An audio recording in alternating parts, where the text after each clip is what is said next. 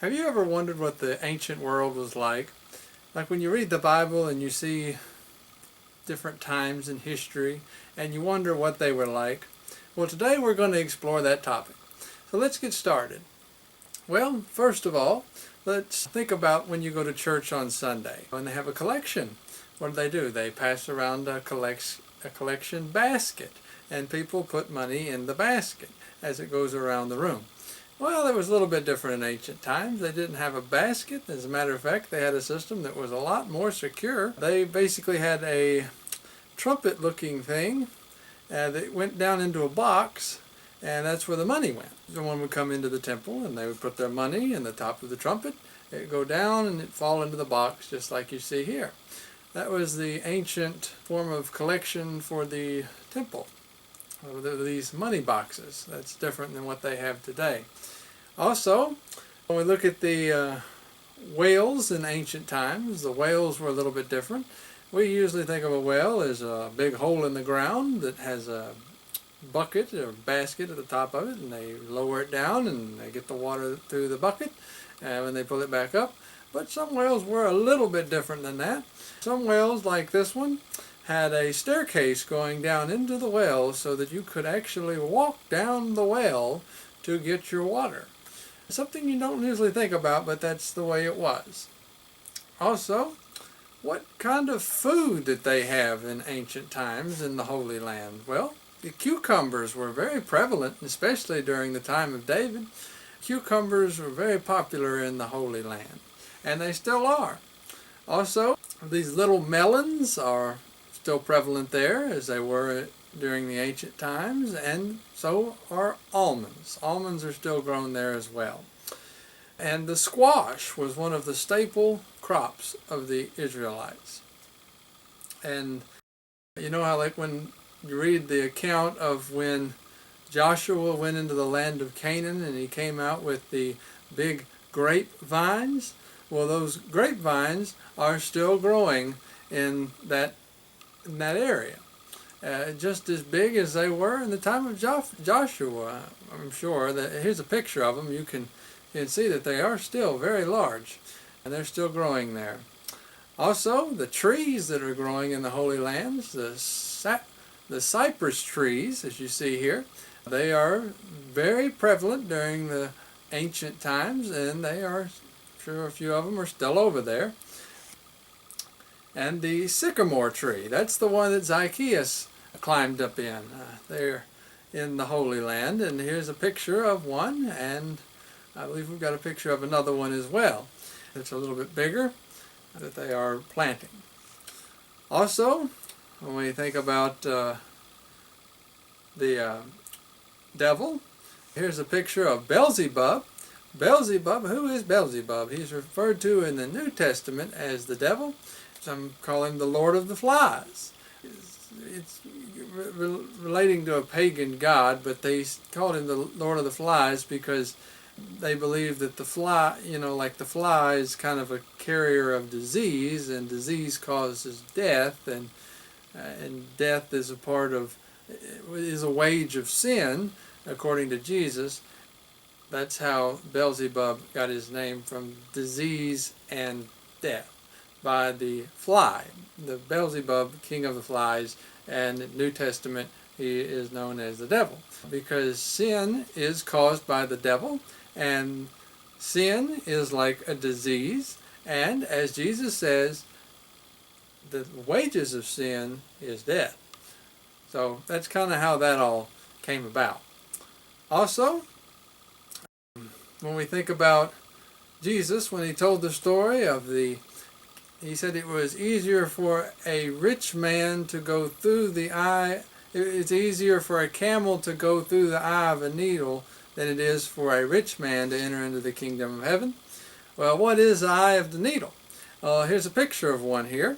The eye of the needle is, as you can tell, it's very hard for a human to get through the eye of a needle, much less a camel when it's got all its baggage attached to it.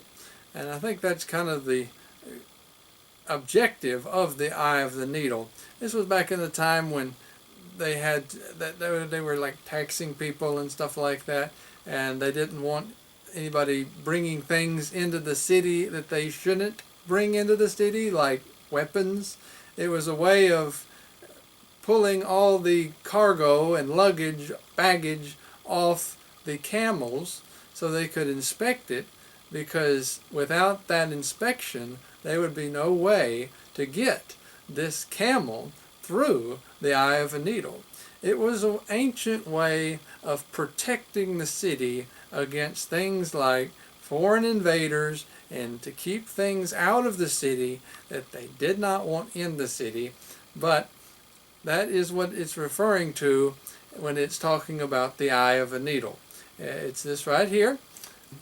It obviously very hard for a human to get through, much less a camel. Basically, a camel would have to crawl through it.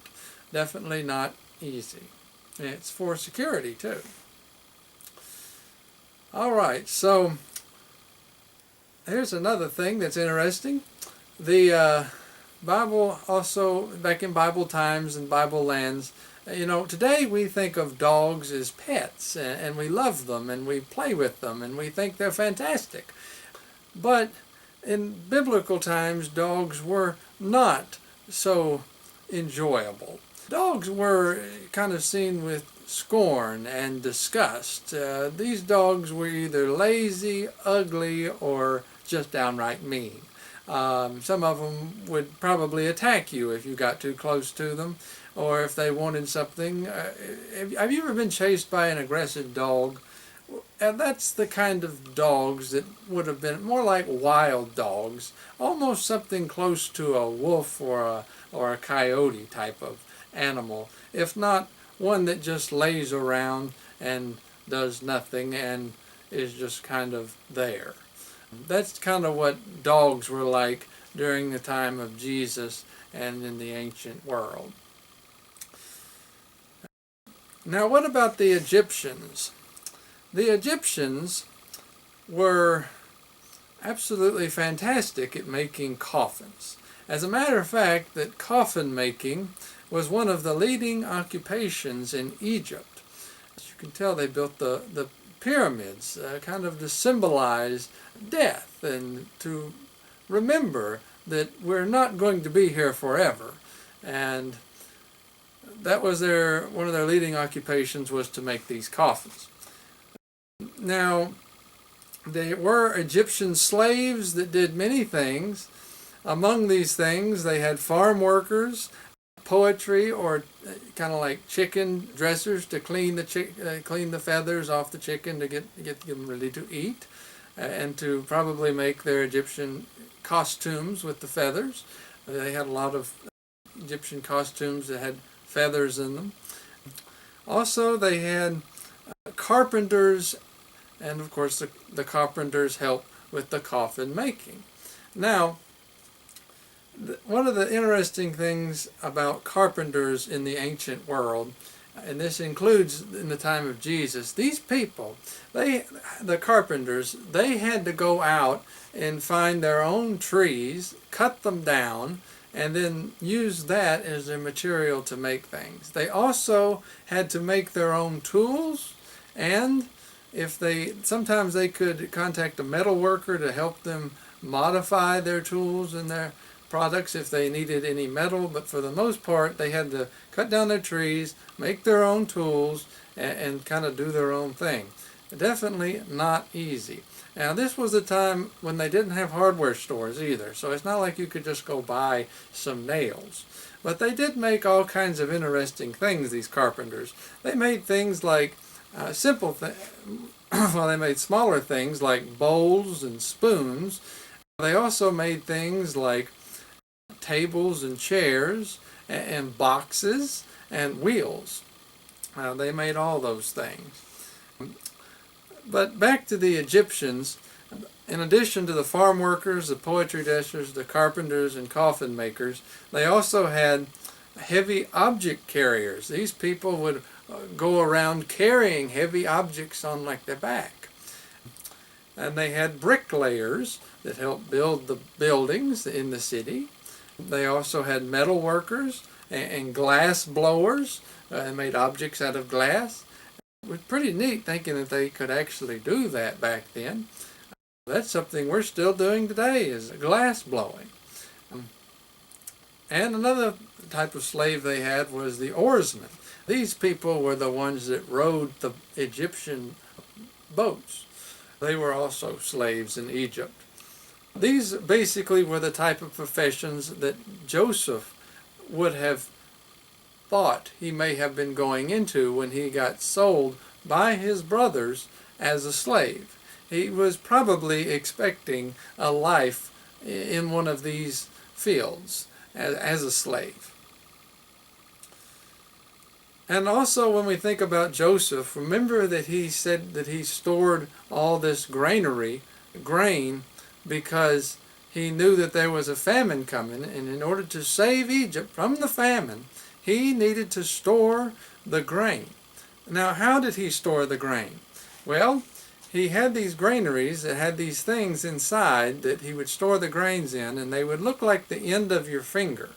Now, what they would do was, in order to store this grain, they would pour the grain into the top of the thing that looks like your finger, and then it would drain down to and fill it up, and after they filled it up, there was a door in the bottom of it, and that door is how they would get the grain out of the granary, from the door at the bottom of the cylinder. That's how they would get the grain out of the granary. And here's another interesting fellow from the somewhat ancient world. It's King James I of England. Why is this man important? Well, this is the man we can thank because he made sure that we could get an English version of the Bible. And that's something that we all can appreciate, is that English version of the Bible. And of course, King James I had a very significant role in getting that to us. And last but not least, let's think of the world-famous cedars of Lebanon that were used in the building of the Temple of Solomon back a long time ago. These world-famous trees were huge. They were massive trees, beautiful trees, trees that were worthy of being put in God's house. That's how significant these trees were. But how did Solomon obtain these trees? How did he talk the ruler of Lebanon into giving him these priceless, valuable trees that were in very high demand, I am sure? Well, it was quite simple. Solomon paid for these trees with two things. Those two things were wheat and oil. This is found in 1 Kings chapter 5, verses 1 through 11. Again, that's 1 Kings chapter 5, verses 1 through 11. It says that King Solomon paid for the cedars of Lebanon with wheat and oil. That's pretty amazing, isn't it?